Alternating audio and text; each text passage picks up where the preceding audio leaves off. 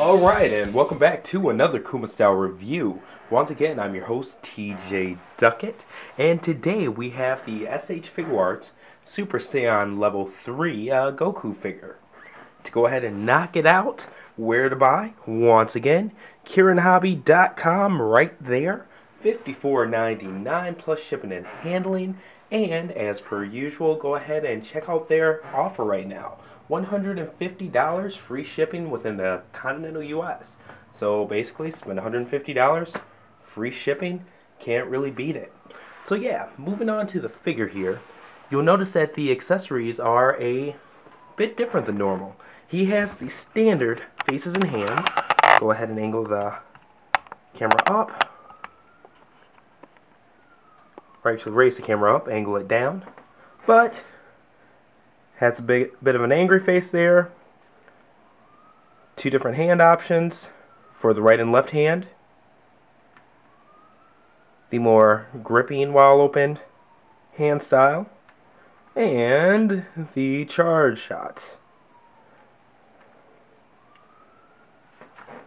Okay. Now bringing this back down a little bit, you're going to see that bad boy back there. And so far this is the only Dragon Ball Kai figure to come with this, but moving Goku out of the way for a moment, he actually comes with a Tamashii stand of its own, which has the Charge Aura, which is really cool, really creative, but kind of a B to put together, because the edges are really sharp and things like that. As Japan definitely doesn't have the safety standards that we do, because I have a feeling we'd never see this thing here, as awesome as it is. But it basically comes in 4 pieces, which are the 4 half spheres that you see. And it all clips into the Tamashii stand here, and they come with interlocking male and female connector points, and the instructions are really good at explaining how to get it together, even though it took me a little bit. And honestly, once I put it together, I kind of had to put the figure in to make sure that it looked right. But yeah, definitely an awesome piece and a very, very, very creative accessory, and it more than makes up for, you know, the single additional face and, you know, the kind of limited hands. So taking a look at the figure here, putting him back in the spotlight. Alright. Gonna take a look at him from the back actually, and I'm gonna zoom in a bit there. Alright. And turning him around, the reason I'm being a bit more timid with him is because of his hairpiece. This hairpiece is actually, see if I can zoom in a little bit more there. The hairpiece is actually 1, 2, 3, 4 pieces, and they each rotate and bend on their own to make the hair bend in different ways and things like that, which is awesome, because one of the standout features of Super Saiyan Level 3 Goku is that, you know, really big mane of hair that's just epic, pretty much in proportion. But on the other hand, it does make him very, very, very back heavy. The whole figure's plastic, and as you can see, just from looking at it, the majority of the weight and the most solid piece is that hair. So it's kind of hard to pose them and stand-up poses and things like that without a Tamashii stand. You kind of have to bend and play with the hair versus the torso, just to give them that balance that you don't necessarily have to with the other figures that don't, you know, have such awkward front-to-back proportions like this one does. But it's one of those things that I can't complain about too crazy much, because I can't really think of a way to fix it.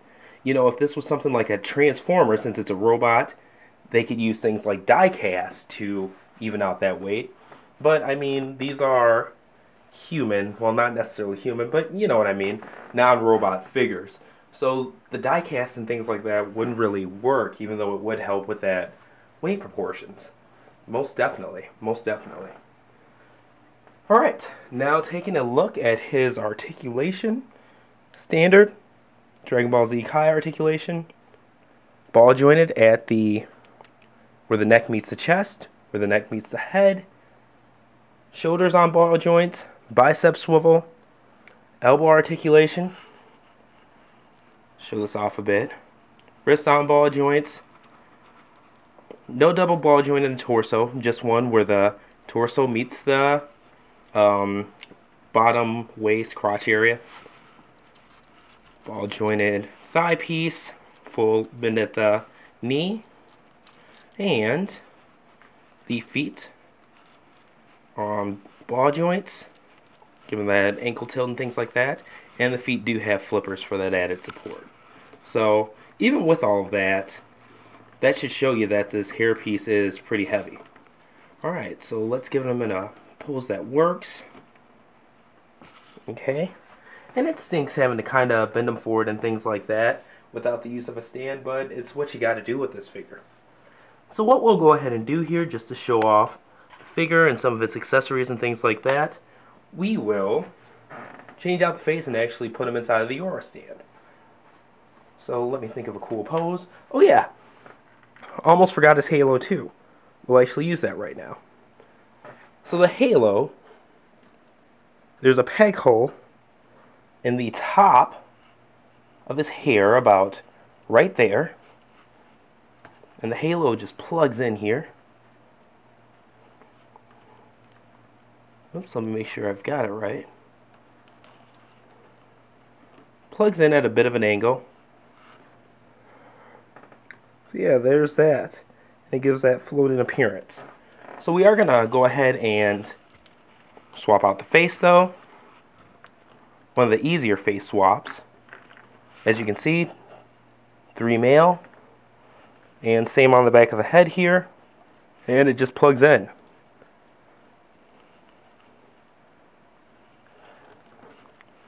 Okay, make sure that plugs in nice and tight on both sides. Okay, and there's that.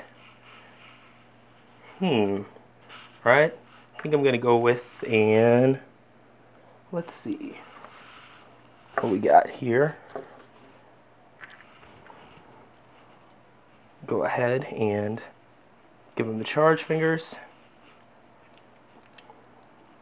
Tilt that forward. Bring this back a little bit. Give him a nice little flight pose. And what we're going to do now is actually put him inside of the Aura stand. So let's bring that to the center. And he just slides through. I never disassemble the Aura stand anymore. It's a pain, first off. And second off, you don't need to do it, so why? Okay. Angle him a bit there. Alright, make sure he's properly lit. And there you go. Definitely an awesome, awesome piece. Because of the balance issues and things like that, I personally keep him displayed in the stand. Just because then you don't have to worry about balance and things like that while he's standing up. Maybe him accidentally, toppling over. You're not even looking at it or something. But yeah, overall, makes it a bit more awesome.